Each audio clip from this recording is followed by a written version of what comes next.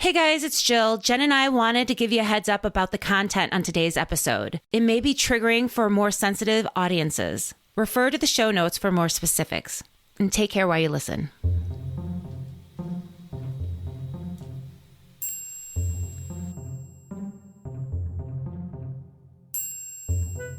On this episode of Common Mystics, we are guided to a Kentucky location that's been a pocket of energy for a millennium and was the site of atrocities for generations. I'm Jennifer James. I'm Jill Stanley. We're psychics. We're sisters. We are common mystics. We find extraordinary stories in ordinary places, and today's episode is about a truly extraordinary location in Walton, Kentucky. Man, you guys... Get ready. Get ready for this. This one was tough. This is a tough one. This is our second time recording because we just straight depressed Jennifer. She was really melancholy. Whew, okay, so let's just get to it, Jen. We were headed back to the Midwest from our Savannah road trip. We were. And we were getting hits in the car the entire time. But please, set the intention. We asked the spirits to lead us to a verifiable story previously unknown to us that allowed us to give voice to the voiceless. That's right. Whew. So we are headed north through Kentucky, and what are some of the hits that we're getting in the car? Well, they're all really disturbing, Jill. It's true. This is a really heavy episode. We'll get the laughs in when we can. Okay. So I was picking up on people being hanged, also fire leading to death, thievery, someone accused of cheating or stealing. What about you? Well, I was envisioning a older Black woman crying. It was a disturbing image. Also, I had the song "Look Away, Dixieland" in my head, like "Look away, look away." I'm familiar. Okay, you don't want "Look Away." Please don't sing it. Yeah. And then I was getting the feeling that we needed to stop before we got to Ohio because we don't have a Kentucky story. Well, that, and we had driven like through the entire state of Kentucky, and it wasn't until we were at the border of Ohio that we were like, okay, now we have to stop, which is insane. But you guys, what made the brakes like seriously come on is that we saw like one of those brown information signs about the area that Jennifer's stage name was... Really? Are you going to let me tell it? Are you going to let me tell it? Tell it. Jennifer... I don't know if you guys know this, but when Jennifer goes on the road, we often call her Big Bone Lick. And there's a lot of reasons why we do that, but it is definitely Jennifer's stage name.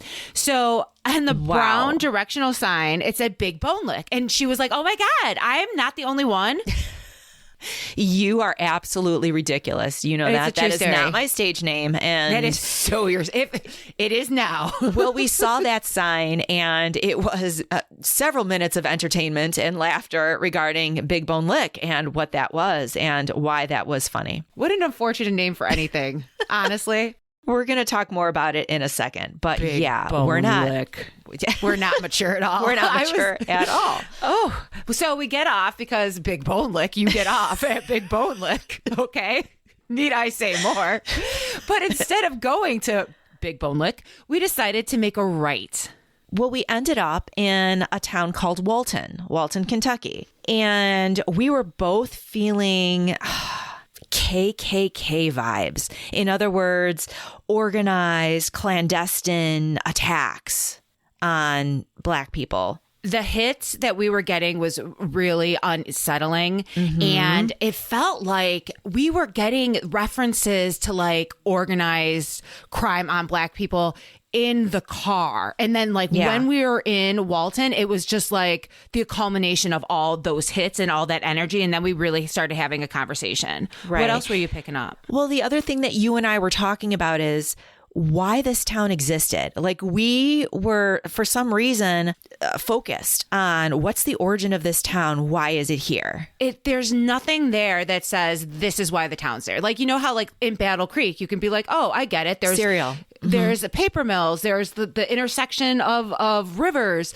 There's nothing there that you're like, oh, I get it. I totally get it. Why there's a town here. There's nothing. There's no indicator. And then the other thing is, and this is my favorite, Jennifer, I felt like we would be at our story when the road ended. Like at the place of the dead end, that is where our story is. my sister is psychic AF because lo and behold, we get to a dead end street. Yeah, Old Nicholson Road. Old Nicholson Road. Yeah. Not named for Jack. Not named for Jack Nicholson. Not named for Jack Nicholson. But he is an Old Nicholson. He is an Old Nicholson. You know what? I would name my street if I were Jack Nicholson, Old Nicholson Road. Oh my God, that'd be so cool. I should name my street Chubby Stanley Road. Chubby Stanley. Chub Stanley Drive. Really? Okay.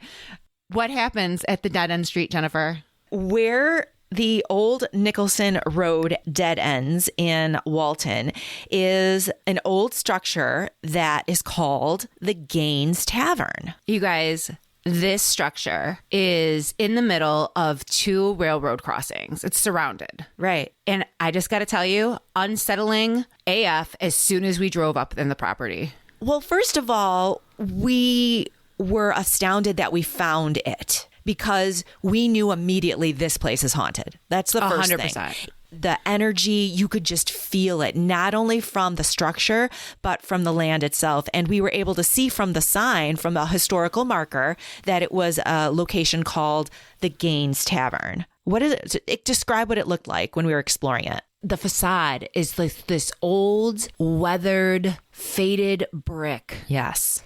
And it has these strange markings on it. Yeah. The brick is like scarred almost. Yes.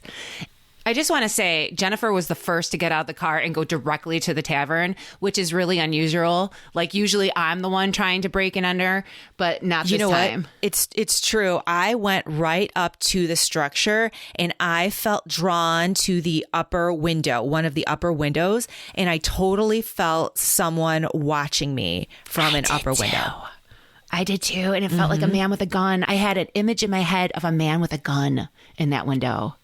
That is super creepy. I did not see a man with a gun. I saw the figure, but I also felt like I had X-ray vision and I could see into the building through the brick, and I was seeing a card game playing. Ooh. Yeah. So much energy in that house. Not only in the house, Jen, the land. Yes. Now, this is when I literally got scared, like spooked. You know what I mean? When we started to walk around the side of the building. Yes. To the back, I was like, nope, done with this. Got back in the car. That's when I was scared, actually. I walked up to the door and I tried to open it. I knew that it was a historical place and I thought, well, maybe it's opened. It wasn't, but I walked up. I was going to go inside. I wasn't afraid. I knew that there were ghosts in the structure, but I wasn't afraid of the structure. I didn't get spooked until we started exploring the land around it. And that's when I ran back to the car and said, nope, we're not doing this. Whew. So yeah, that happened. Give me some research about where we were, Walton itself. Tell me a little bit about Bone Licks, because this place literally was charged. All right. So Jill, we were standing on the property of what came to be called the Gaines Tavern, which is located in Walton, Kentucky, which is located in Kentucky's Boone County. Now, Boone County, Kentucky is super notable for a very interesting reason. Tell me. First of all, it's located at the largest bend of the Ohio River, just a few miles downstream from Cincinnati, Ohio. And it's the northernmost county of Kentucky. It's kind of in a little nook or a sideways sea, a little big toe, if you will, of area surrounded by the Ohio River. Am I wrong? You're not wrong. It was just a funny visual. Sorry. Boone County has a significant prehistoric heritage. This is like mind blowing to think about. For real. Tell me everything. We're from the Midwest, and we know that the Great Lakes were formed by glaciers. Yeah. Right?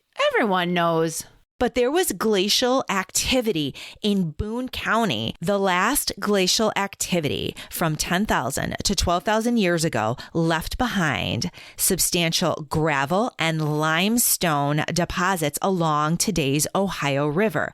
But ancient seas left behind salt deposits that would become Big Bone Lick, which attracted large mammals like bison, mammoths, and mastodons. Do you believe that? I do not believe it, but you need to break down this crazy inappropriate name for me. Big Bone Lick. All right. So the lick is because those large mammals in prehistoric times would go to the salt and lick the salt. Like that's a thing. So it was a lick. Big bone refers to the archaeological evidence. Ma physique? What? Your Ma physique. Big bone refers to the archaeological evidence. In other words, there were fossils found, the bones of these large mammoths by the French people when they were exploring the area. This is crazy. Right. So the large game, meaning the mammoths, the mastodons, the bison, who were traveling to and from Big Bone Lick, of course, drew bands of nomadic Paleo Indians who arrived around 12,000 BC and would follow these animals north and south to the Big Bone Lick. 12,000 years before Christ. Yes. There are people traveling this land. People and beasts, yes, traveling on this route to these salt deposits. And not only that, there were very early Native American settlements found in the area as early as 1150 AD. So you have the nomads for thousands and thousands of years who've been traveling that route, and then very early settlements. And there are still burial mounds in Boone County. I was going to say, with settlements, there comes the burial mounds. Do you believe that? I had no idea. Absolutely no idea. When I think Kentucky, I do not think glacier activity at all. Right. The fact that this land, people were drawn to it for millennia is like, wow, Kentucky, where have you been? So fast forward several, thousands of years. Boone County, again, the northernmost county in the state of Kentucky, and it's tucked in that toe of a bend of the Ohio River. And it was established formally in 1798 and named after Daniel Boone, world famous. He explored Kentucky in the late 1700s. So they named the county after him. That was nice. Mm-hmm. So one notable thing is before the Civil War, when slavery was legal in the state of Kentucky, Boone County was right across the river from the free state of Ohio. That's tempting. This would be reason for a lot of people who were enslaved in Boone County to risk it and try to cross that river into the free state of Ohio. I would. So, that'll leave some mojo too, don't you think? That kind of conflict, that wanting to escape. Absolutely. And then the enslavers wanting to keep them. Right. And having to patrol that land. Yes. Oh my gosh. So how does this lead back to the Gaines Tavern? The Gaines Tavern, again, is located in Walton, Kentucky, and it grew up because of that crossroads, because of the travel through the area. Wow. That makes sense. Yeah. For real. It's location, location, location. Right. So the original owner of the property was a man named Archibald Reed, and he established a tavern and an inn as early as the 1790s, I want to say. You gotta have a tavern. You have to have. Travelers want to drink. It's a long, hard thing to travel in the 1700s. We travel. And we drink. Right? It's full circle, people. Yeah. And then in 1814, a man named Abner Gaines acquired the property from its owner, and he took over the tavern and inn, but he also started operating a stagecoach line. Very smart. He's a smart cookie, that one. Mm-hmm. So he took advantage of the travel on that route. Again, thousands of years old. He prospered as a farmer, as a tavern owner, and as a stage line. and as a stage line operator, and he and his children would be very prominent, the Gaineses.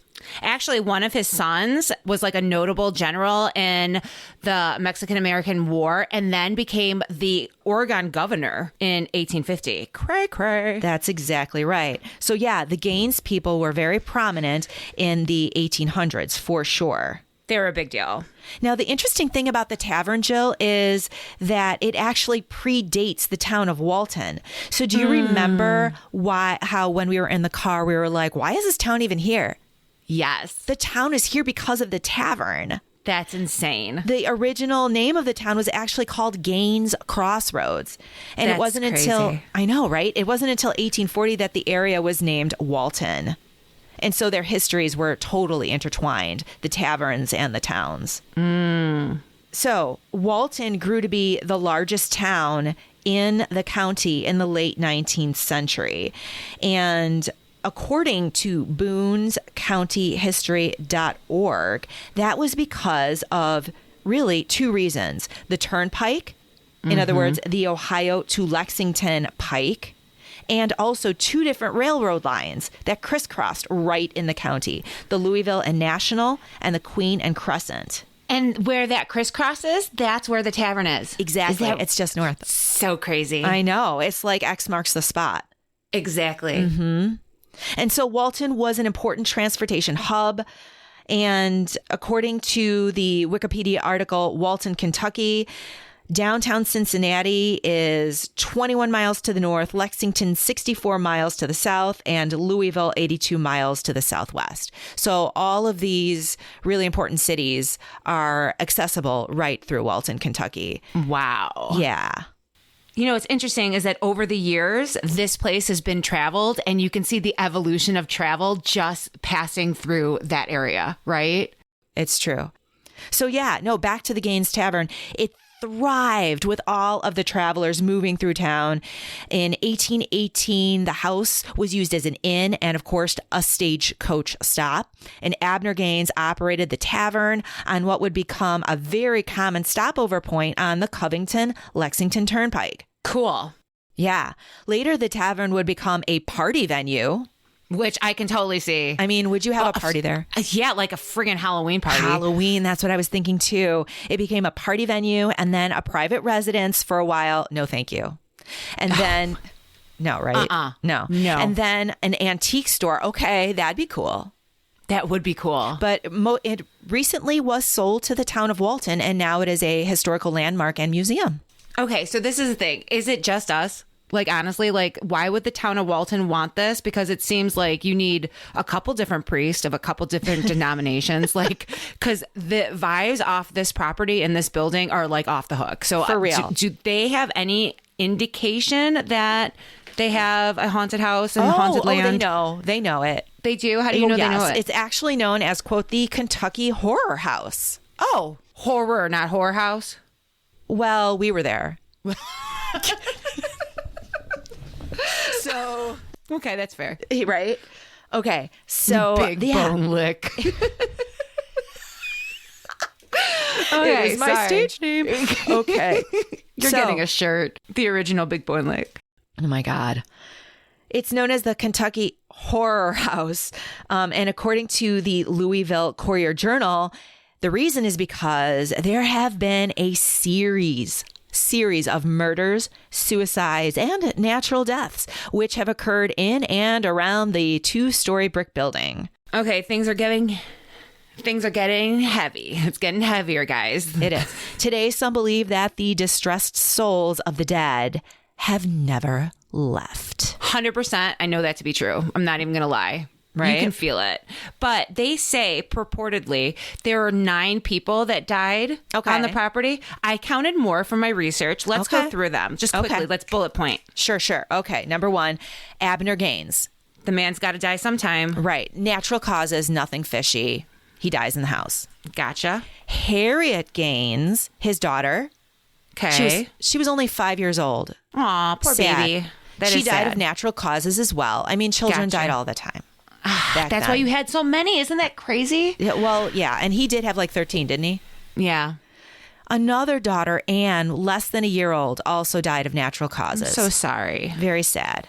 Okay, now here's a different circumstance. Tell. A traveler named Benjamin Runyon committed suicide in the house. That's just not considerate. You know what I mean? Do we know how he did it?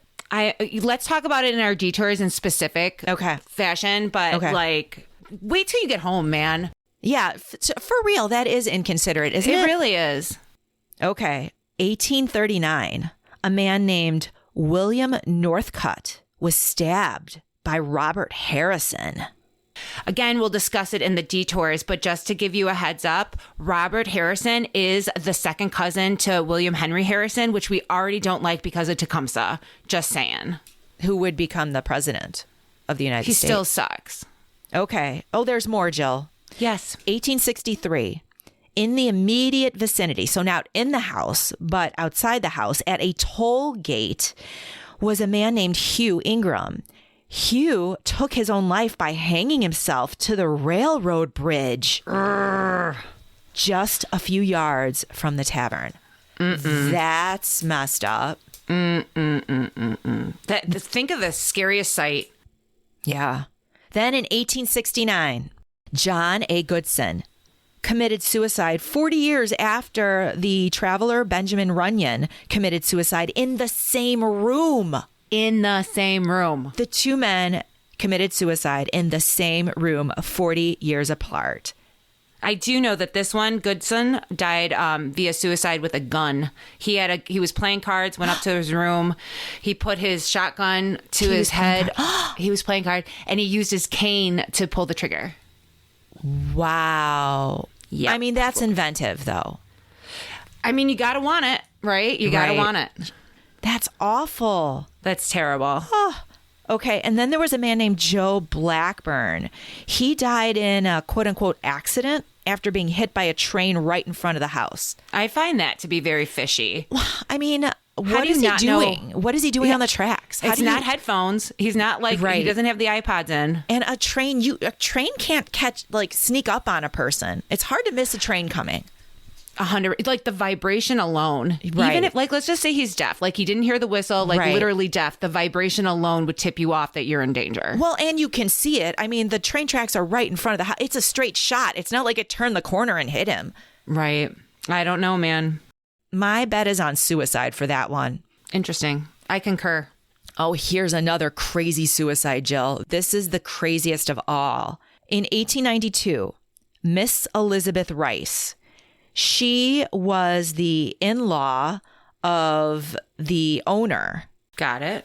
She was at the time living at the place, and she committed suicide by pouring coal oil over her clothing and setting it on fire. What the actual F? I mean, I'm trying not to be insensitive to suicidal thoughts or ideations because I understand, but like, wow. Like, honestly, how, I mean, I understand dying, like wanting to die, but why do you want to torture yourself? Right. Like, Jesus. I don't understand. I bet you her sister was mean to her. She's Jill, living with her sister honestly, and her husband. I bet you. Wow. I bet you. Wow. Are you projecting just a little bit? No, I'm just saying. Wow. And how mad? Okay, if I came over to your house to commit suicide and I did it in that way, I would be so mad at you. Can you imagine the mess? Oh, Dennis would be so mad. I would be burning for days. It'd be like you said, a Hanukkah miracle. You're like, every day for 8 days, Julie. Because I have so much flesh. There's so much fuel to me. Chill. I hope if I did do that, you would capture the energy. I hope it's not a waste. You mean like read by the light? Is that what you mean? Like bring out the marshmallows? Yes. Yeah. Because my flesh will definitely have like a garlicky flavor. Really? You can like put meat on it. This is so insensitive. You realize that, right? I'm sorry. Okay, so this is a heavy episode. I need to bring the laughs where I can get them. Okay. And I think that's 9. Didn't we count 9? That is 9. Okay. That is 9. Now there are 2 more that seem to be less discussed than the others. That seems accurate to me because, like I said, they say 9, but there were Right. these 2. Tell me about them. Okay, so they have something in common. They're both the murders of black men Got it. on the property. Oh. Yes. So 1877. So this is after the Civil War ends. So now slavery is no longer a thing. And the cliques now own the property. Okay. A man named Parker Mayo is a black man, and he is accused of rape. He is arrested.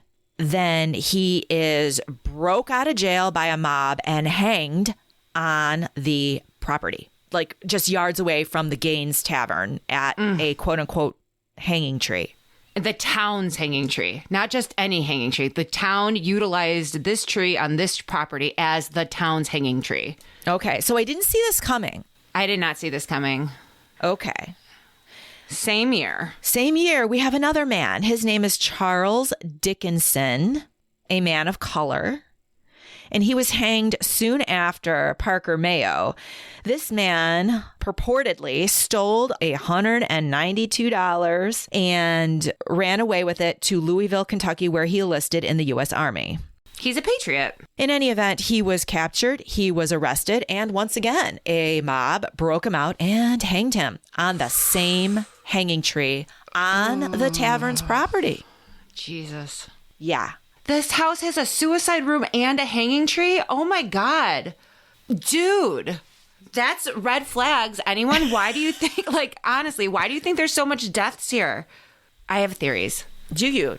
Explain. I do. I really do. Tell me. Well, first of all, we have the glacier.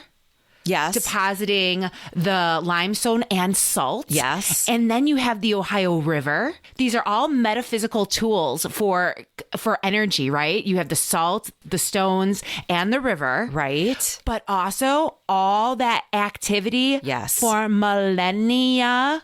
Yeah. The stagecoach, the railroads, the river. The river itself was a The river transportation itself. hub. Exactly. The indigenous people and the nomads using that land as a crossroad. Yes. Like there's energy in people just utilizing that property for over and over and over and over again. Thousands of years. So who's our voiceless? Like, why are we talking about this? I mean, so many people died on the property. Take your pick. 100% I'm saying Parker and Charles. And because when the tavern is highlighted about the deaths and things happening there, they're not brought up regularly. that's true. And also our hits kind of leading us to two men who were hanged, by the way. Black women crying, men that were hanged, thieves, remember? Yeah, I do all remember. of those things are, I think our hits are kind of leading us to the two black men who were hanged and accused of these crimes. But Jen, What? there's something else. There's something else. What is it? You're going to tell me about it. You know it. Oh my God, it is so dark. You guys, this is like, honestly, if you listen this far without being triggered, this is triggering. So So the Gaines of the Gaines Tavern have another association with a very well-known story, and that is the story of Margaret Garner. now I know her. How do I know her? I heard of her at least. Well, let me tell you her story. Margaret Garner was born enslaved to the Gaines family in Boone County, Kentucky. And in 1849, she married Robert Garner, who was also enslaved. In January of 1856, Robert and Margaret, who was pregnant at the time, together with other family members, escaped and fled to Ohio with several other enslaved families in Boone County. Robert stole horses and a sleigh and a gun, and they were able to make it over the frozen Ohio River. Jeez. The Garners and their 4 children made it to the home of Margaret's uncle, Joe Kite, who also had been formerly enslaved and who lived along Mill Creek below Cincinnati.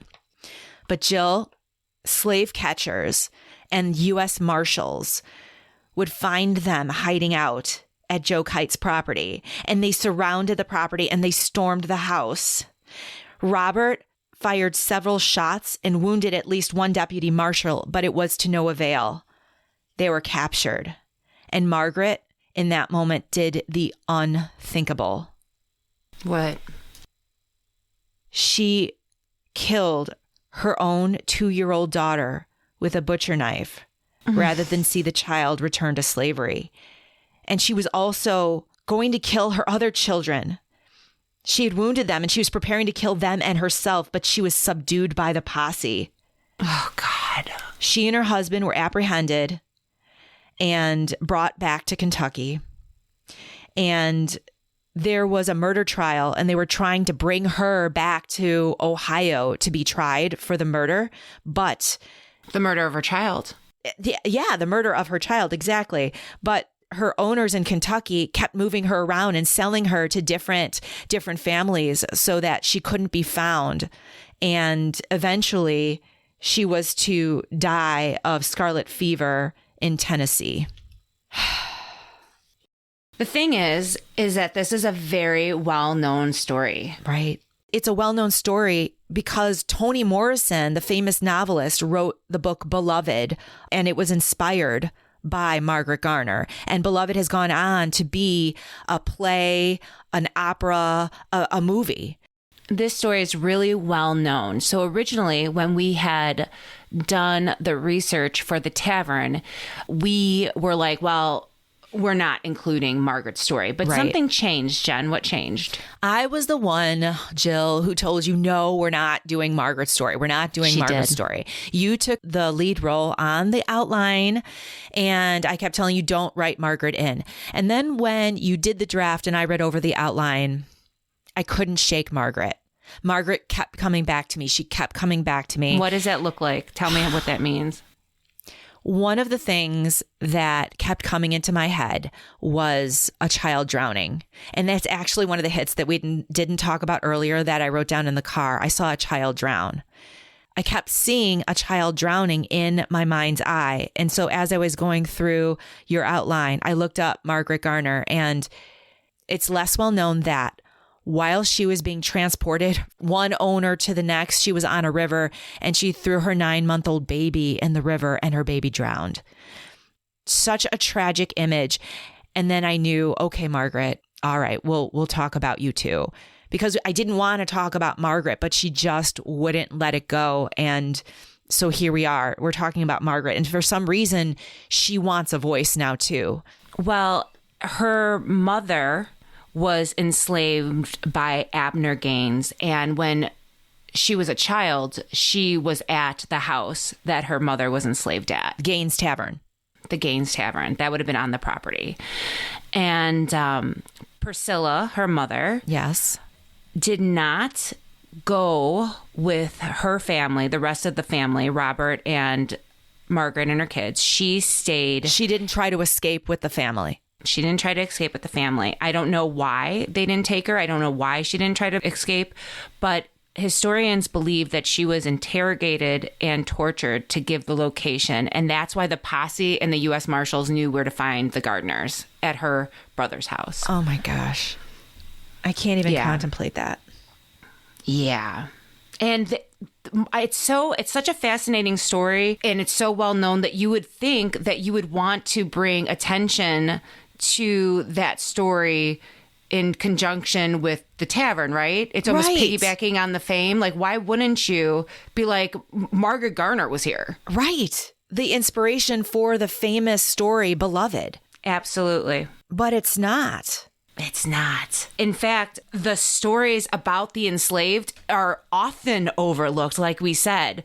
So weird. Today, even when you look at the stories about the Tavern online, often the murders of Mayo and Dickinson are not associated with the purported haunts or the deaths on the property. The only positive thing I can say is that when the city of Walton and the Boone County Historical Society or the Boone County Public Library give tours of the property and the house, they do include those stories, but not Margaret's. Not Margaret's. But not Margaret's. Actually, Hilary Delaney brought to my attention Margaret's story being in association with the Tavern and the property. She is the local history services associate at the Boone County Library. So there seems to be a small pocket of people associating Margaret's story with the tavern, but not in a larger way. Right. And no one's talking about Charles and Parker.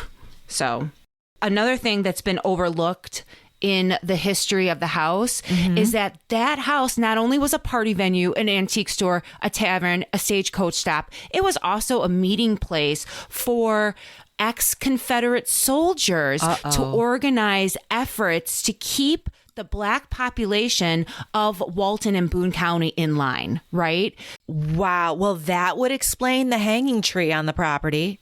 I was like, why would someone, if I own this house, Jennifer, I would have issue with them bringing people over to be hung on my property. You think? I would. Apparently, who was owning the house at the time? It was a man named Cleek. Yes. The tavern over the years would come to be owned by the Cleeks, and the Cleeks had strong ties with the regulators, quote unquote regulators, which was an organized group of white men who aimed to control the free Black population in the area and terrorize them to keep them in line. Yeah. My God. Hence the hanging tree and the deaths of Mayo and Dickinson. Oh my God, Jennifer. Yeah, I know. Why do you think we were called there that day? We were there in April of 2022, Jill, and you are going to lose your shit when I tell you this. Tell me everything right now. In January of 2022, the Gaines Tavern was featured on an episode of Ghost Hunters. Like the famous Ghost Hunters? The famous Ghost Hunter show, their episode they were there. They investigated the Gaines Tavern. And their episode dropped in January, and we were there in April. We're going to talk about some of the reported haunts featured on the show in our detours. Check it out. But Jennifer, you have to tell me. Guess what wasn't featured? None of the information about the lynchings that occurred on the property, and none of the associations between the Gaines family and Margaret Garner. Oh, my. Yeah. All of that was omitted. Well, thankfully, people like Hillary Delaney and the Boone County Public Library does include that information today. And front and center in the history. Just because you don't talk about it doesn't mean it didn't exist. The online videos, they don't mention the slavery or Margaret's association as well. Just saying. You mean like the free online videos you can find about the Gaines Tavern? Yeah, on YouTube. Yeah. So, in sum... The building that is known as the Gaines Tavern today and the land surrounding it has been associated, Jill, with human bondage, suffering, and death since the Gaines family settled there in the early 1800s. And even after slavery was abolished, Black men were still hunted and murdered on that same land. And so maybe it's the undercurrents of racism that keep us from talking about these terrible acts today. Or maybe it's shame, or maybe it's emotion of another kind that keeps us silent about these atrocities. But maybe it's our silence. Maybe our silence is one of the reasons that the dead are still not at rest on the property. Gosh. Well, don't forget the thousands of years of movement through the area, humans and beasts. And that tavern is located on that ancient crossroads. All kinds of energy. There's just so much there. Yeah. You know what else I feel like? I feel like that land is cursed. I really do. I really do. I know it sounds really batshit. Like, we had a conversation about this before recording, you guys, and we're like, we can't say cursed. But it feels cursed. It really does feel cursed. It really does feel cursed. It wasn't us, Walton. No, we didn't do it. Walton, we love you. We would never curse Walton or the tavern, but it does feel that way. We were talking about earlier how we want to go back. Hillary, hook us up, please, Miss Delaney. We do want to go back, and we want to like say prayers and just like bring light. Yeah. I'm kind of afraid to. I'm not going to lie. I don't think I'm the best messenger of that because I'm really afraid. I'm really really afraid. Our hits on this episode are so obvious. And equally disturbing. Oh, so disturbing and so obvious. When I was picking up on hangings and fire leading to death, like that woman who put herself on fire to kill herself. Elizabeth Rice really wanted to die. Right. And then thieves. Yep. Charles. Who was accused of stealing. What about The you? black woman crying. I mean... Easy. Yeah. We have to stop before we get to Ohio. That is glaring. Because the tavern was literally the last stop. That's so weird. That is crazy weird. And what about the metaphor, Look Away Dixieland? The song. Oh my gosh. It feels like when we don't talk about these atrocities that we are looking away. Mm-hmm. Right. And that whole white on black violence, which is so uncomfortable to talk about and to contemplate. We were especially because that. we're white and we're imperfect messengers for this, but like literally it is really uncomfortable. But my favorite hit is yours too, where I knew that our story was at a dead end street, and there we were, crazy. Old Nicholson Road dead ends right at the tavern where the two railroad lines intersect. What about the tavern, the hits at the tavern? Yes, haunted AF. And we talked about when we were walking around. I know. The second floor. We both had feels from the second floor. There are the suicide room. I wonder if we were both if we both were drawn to the suicide room, because I don't know which of those windows is in the I don't know which of those windows is a suicide room, but I know which. Get back in there. We've got to get in that. I was up left. Me too. Okay. Yes, okay. Yeah. Upper left. Oh, that's crazy. Okay. Right. And the fact that we were so spooked out by the grounds. Yeah. No. Yeah. You want to hear something crazy? Oh, I'll save it for the detours. The first thing after doing the research about this place, I love the first thing you said to me after I was like, oh my God, blah, blah, blah, blah, blah. You said, no one's going to believe us. Like, how did we just find this? I know. How did we just stumble upon a known haunted location that was just featured on the Ghost Hunters? I love that I called the Boone County Public Library and I said to Hillary Delaney, like, my sister and I are psychic and we drive around the country. And like, she was like, yeah, not even phased. She was like, okay, I'll just send you what I have. Yay, Hillary. Like, did you hear what I said? She was great. Thank you so much for all your help. Thank you, Hillary. So if you are interested in our detours, you can sign up on our Patreon and get those every other week. Where else can people find us, Jill? Well, please check out our website, commonmystics.net. Find us on Facebook, Instagram, and Twitter at Common Mystics Podcast, and tune in wherever you're listening to your favorite pods. But if you happen to be on Apple, please leave us a positive review so other people can find us. Bye, guys. Good night. Thank you. Bye. Thank you. Thanks for hanging in there. It was a tough one.